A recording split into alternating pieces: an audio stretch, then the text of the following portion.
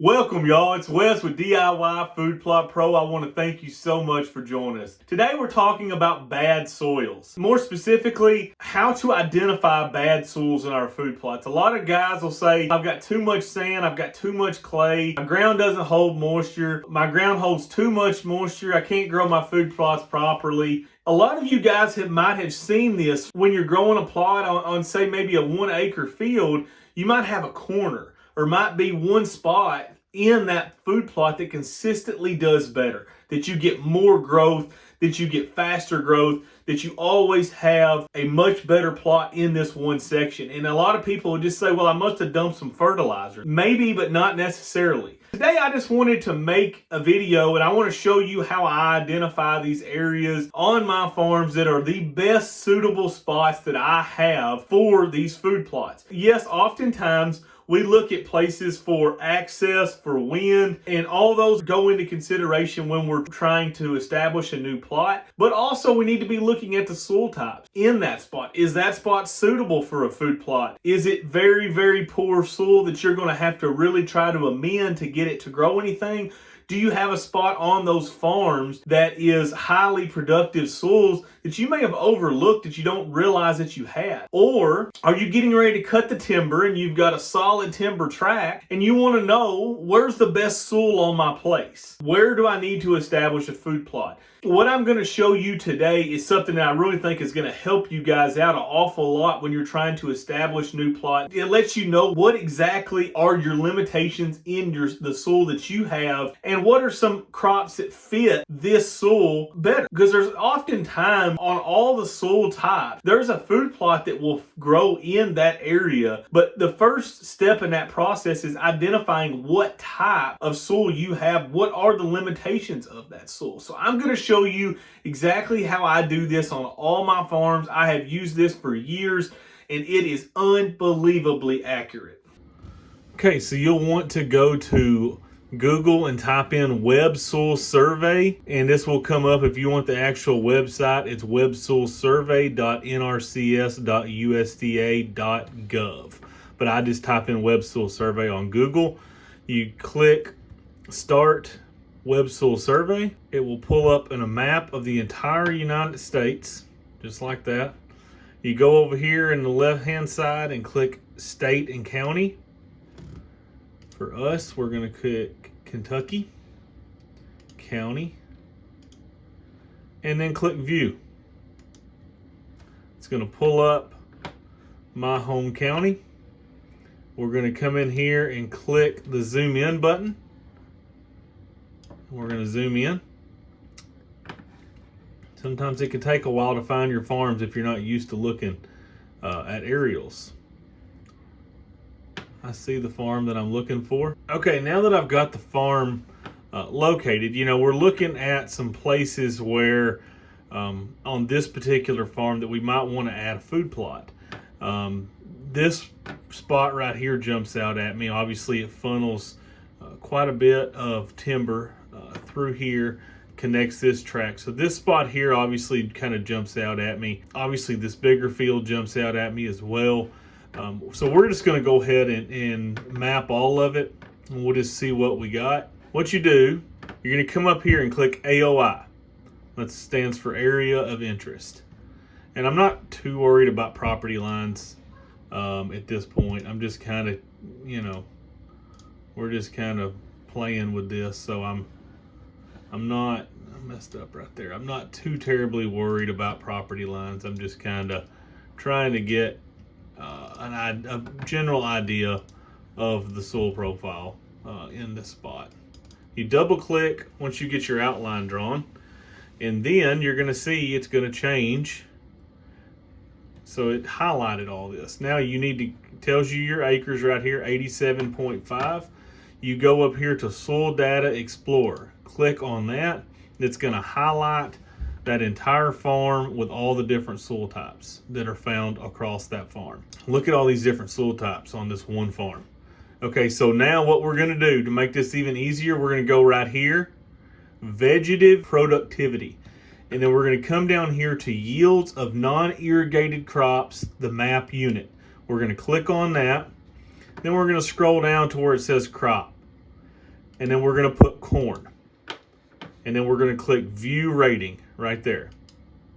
This is going to color code this entire map for us, show us exactly what soils are where. So you can see on this particular map, we have a lot of VB, which is Vicksburg Silt Loam. That's some of the best soil that we have around here. So if you come down here, kind of to describe this a little bit. So VB, Vicksburg Silt Loam, 0 to 2% slopes, occasionally flooded. The yield rating for an average year per 1 acre is 175 bushel per acre. So that's some of the best that you're going to get in West Kentucky. 175 bushel that's phenomenal soil. Most of us do not have those to plant food plots on. Okay, so let's zoom in on this little field right here, because this is what we were looking at. BPD3. So we look at Brandon Purchase Lax Complex, 12 to 20% slopes, severely eroded, and there is no rating right there. That means that is usually not the best place for a food plot when it's not rated like that. Typically that just means it's low fertility, it's high likelihood of washing away if you were to plant that. Let's look at this bigger field right here. LPC3. That is Lax Purchase Providence Complex, 6 to 12% slope, severely eroded, but it does have a rating of 114 bushel per acre.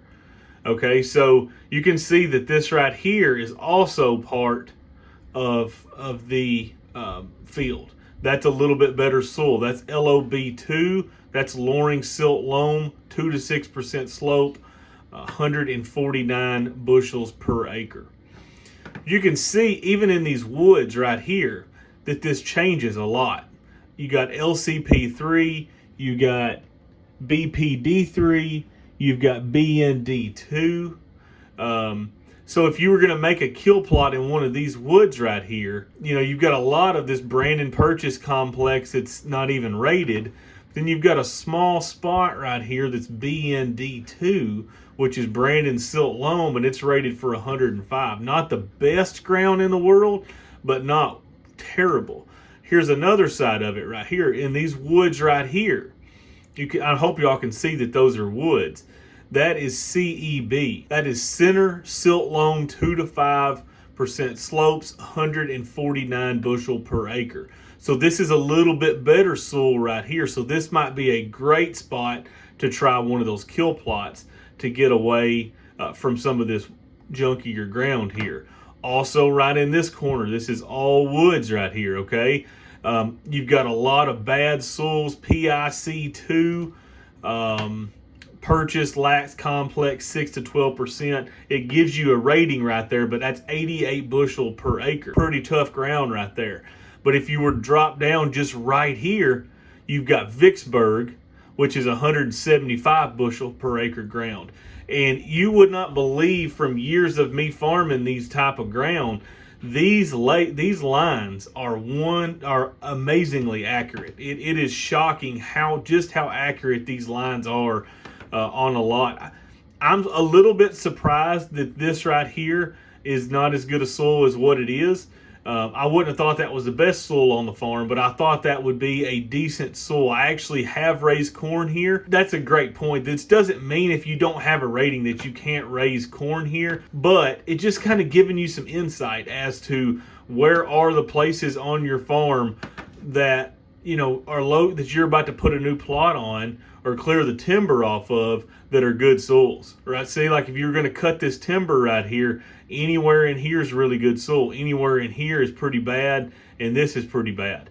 But right here and right here is all really good soil that you would have a lot of good luck with food plots. Same thing with right here. You've got really good soil right down in here and really bad soil right next to it. First look at leasing a farm. This is one of the very first tools that I use to look at to just basically let me know what type of soil types are on that farm. Is it productive land? Is it not very productive land? A lot of times I can see this in my plots. When I map out a 2 or 3 acre plot or a 1 acre plot, there might be 4 or 5 different soil types. Not uncommon for me to see 4 to 5 different soil types in an acre or 2 acre plot. And it's going to show you where your good soil is, and it's going to show you where your weak soil is. And then as you start producing food plots on these soils, you're going to start realizing, you're going to start noticing is, wow, man, that thing is dead on accurate. There's a spot right out in the center that's a 1/4 of an acre that it's always more lush, more green. Droughts don't affect it nearly as much, and that's where that better soil is. So the thing that you can do to look at this, it's going to give you a couple of good pieces of information. You can type that into Google, that soil complex. Let's say that, I was going to look up Vicksburg silt loam. It's going to tell you that your soil is deep, it's fertile, well drained. What's wild about this is that Vicksburg is down in river bottom. But just because it's in a river bottom doesn't mean that ground's not well drained. The water can go right through, but it also has a lot of moisture holding capacity. There's a lot of different soils that you have that you can decide whether you need this food plot or that food plot, whether you really do need to soil build or not. When I look at these ratings, the way I kind of look at the ratings, clearly if it's not listed under corn, if it's not listed, then typically it's not good enough ground to be trying to raise quality food plots on it. Most of the time, those type of soils are just like this. They're super high sloped. Their erosion's really going to be an issue. There's not a lot of soil there. In our area, it'll be a lot of gravel is basically what it's going to be. Limited topsoil, and that's where your money's at when it comes to producing food plots, is your topsoil. If it's 100, that's your low end. 100 is going to be low end ground, but you can produce food plots, such as corn and all these others on 100 bushel ratings. It's not going to be your best food plot in the world, but you can do it. Probably 120 to 140 is going to be pretty average soil. You should be able to produce most all food plots through that, unless it's wet natured ground. Then some things like alfalfa would be out at that point. Anything that you start getting 150, 175 plus, you are in the top 1% of ground across the U.S. You're going to have phenomenal food plots in those locations, and you can expect those food plots to do very, very well in those situations. So I think this is important because it can save you a lot of money. In that example where you have yellow here and it's not very good, and blue here where it's really good, it may very well be the difference of 50 feet moving over and putting your kill plot here, and your plot's going to be so much better, so much healthier, so much more lush, and it's just going to grow so much better in that blue versus the yellow. Thank you guys for watching. I really appreciate it. I hope you found this video helpful. Smash that like and subscribe button if you hadn't already.